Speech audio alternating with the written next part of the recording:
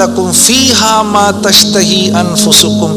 اب کیونکہ تم نے دنیا میں تو ویسے کر لیا جیسے اللہ نے چاہا، ٹھیک ہے، اللہ کی رضا پر راضی رہے، تو اب وَلَكُمْ فِيهَا مَا تَشْتَهِي، اب جو کچھ تم چاہ رہے ہو انفسکم وہ پورا ہوگا. کیوں؟ نزلا من غفور الرحیم، کیونکہ تم اب غفور الرحیم کے مہمان بننے والے ہو، تو اب جو چاہو گے پورا ہوگا. اب کہہ لو مجھے اتنے بڑے بڑے گھر چاہیے، مجھے اتنی اتنی بیویاں چاہیے، اتنی اتنی حوریں چاہیے. دنیا کی عورتیں کہہ دیں کہ مجھے اس کی شکل دوبارہ نہیں دیکھنی. ہاں جی، میں آ رہا تھا نا ادھر، تو اب میرے سفر میری بیوی تنگ آ گئی تھی، تو مجھے کہنے لگی کہ اب آپ کیا کر رہے ہیں؟ میں نے کہا عائشہ اتنا بڑا کام ہے، مجھے جانے دو. تم جنت میں میرے سے 500 سال پہلے نہیں جانا چاہتی؟ تو کہنے لگی وہاں بھی اکیلا ہی بھیجنا. تو پھر مزے مزے ہیں، پھر جو آپ چاہیں گے وہ ہوگا. یہاں پابند کرنا ہے اپنے آپ کو اس دنیا میں، اور پابند کرنا اپنے آپ کو یہ سب سے مشکل کام ہے. یہ سب سے مشکل کام ہے اپنے آپ کو پابند کرنا.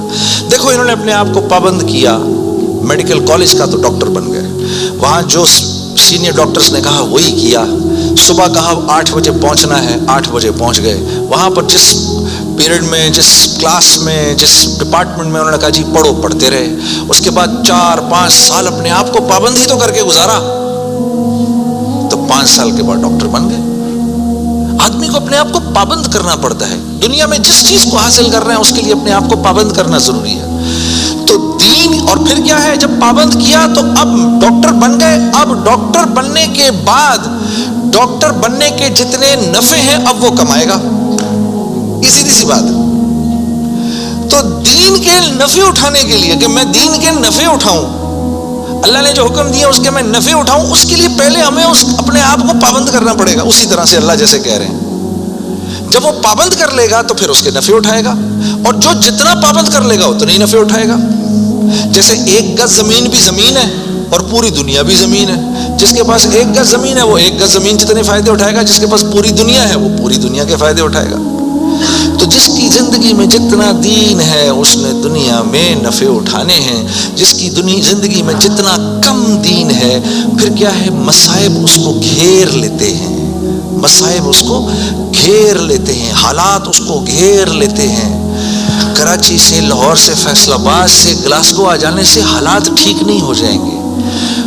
یہ کہیں اللہ کا وعدہ نہیں ہے کہ جگہ تبدیل کرے گا تو تیرے مزے ہو جائیں گے. نہیں، زندگی بدلے گا تو تیری زندگی بدلے گی. چاہے تو غربت میں ہے، چاہے تو امارت کے اندر ہے، چاہے تو وزیر ہے، چاہے تو محکوم ہے، چاہے تو دکاندار ہے، چاہے تو کارخانے دار ہے. اگر میری مرضی کے مطابق چل رہا ہے تو دنیا کی زندگی تیری ایسی بناؤں گا، دنیا کی زندگی کو تیرے لیے جنت کا نمونہ بناؤں گا. اگر میری مرضی کے خلاف تو چلے گا تو تیرے لیے تمام حالات اور تمام کامیابی کے نقشے ہونے کے باوجود تجھے مشکل میں ڈالوں گا. اور میرے عزیز دوستو، یہ ازل سے لے کر آج تک ہو رہا ہے، اور آج سے لے کر ابد تک یہی ہوگا. اب آپ لوگ یہاں کیوں آئے؟ کبھی آپ نے سوچا بھئی آپ گلاسگو کیوں آئے؟ آپ گلاسگو کیوں آئے؟ آپ آئے نہیں ہیں. اخرجت للناس، ہم نے لوگوں کے نفع کے لیے تمہیں نکالا ہے، ساری انسانیت. اخرجت للمسلمین نہیں، مسلمانوں کے نفع کے لیے آپ نہیں آئے یہاں پر.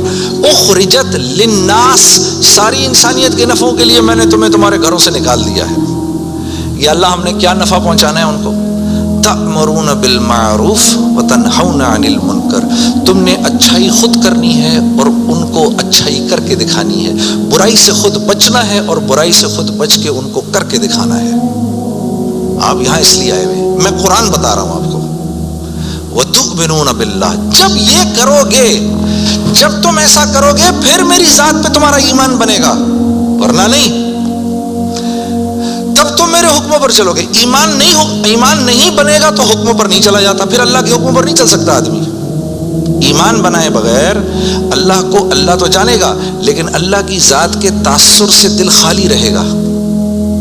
اللہ کی ذات کے تاثر سے. جیسے ابھی بھائی کہہ رہے تھے نا, دل, ابھی امجد بھائی کیا کہہ رہے تھے, دل اللہ کا گھر ہے. اس کا کیا مطلب ہے؟ اس کا مطلب یہ ہے, اللہ فرما رہے ہیں میں ساری کائنات میں کہیں نہیں سما سکا ہوں تو صرف ایک مومن کے دل میں آ کے سما سکتا ہوں. کیا مطلب ہے اس بات کا؟ اس بات کا مطلب یہ ہے کہ جیسے میں بھائی کے گھر مہمان آؤں, اگر یہ مجھ سے محبت کرتے ہیں, اگر میرا ان کا ایک تعلق ہے, تو یہ کیا کریں گے, میرے آنے سے 2-3 دن پہلے ہی گھر کو صاف کر دیں گے, گھر صاف کریں گے. پھر جس کمرے میں میں نے رہنا ہوگا اس کا کوشش کریں گے کہ بھئی یا تو اگر اس میں اٹیچ باتھ روم ہے تو باتھ روم کلین کیا جائے, پھر اگر باتھ روم قریب میں یا اگر وہاں اندر نہیں ہے تو قریب میں جو باتھ روم ہے اس کو صاف کیا جائے. گھر کی شیٹس بیڈ پہ نہیں لگیں, پردے صاف ہوں, قالین صاف ہو. بھئی بچوں کو اپنے کمرے میں نہیں چھوڑنا, بھئی خراب نہ ہو جائے, بھئی کل آ رہے ہیں, بھئی جنید صاحب کل آ رہے ہیں یہاں پر. یہ کیا مطلب ہے اس کا؟ یہ مجھ سے محبت کرتے ہیں, یہ نہیں چاہتے کہ میرے دل میں ذرا سی بھی خلش آئے کہ یار یہ مجھے کس کمرے میں. یا کبھی ایسا ہوا ہے کہ گھر میں کوئی نیا مہمان آ رہا ہو تو جس کمرے میں اس کو ٹھہرانا ہے اس کمرے میں بچے بھی کھیل رہے ہیں, گند بھی ہو رہا ہے, اور جب آئے تو بچوں کو کہا کہ ایسا کریں کہ بچے بھی ادھر ہی کھیلتے رہیں گے, تسی بھی اپنا سامان اتنے ہی رکھ دو کدھر. کبھی کیا ہم نے اپنے مہمان کے ساتھ؟ تو دل میں ہو اللہ کے غیر کی محبت, اور ہم کہیں یا اللہ تو بھی آ جا ادھر. ایسا نہیں ہوتا.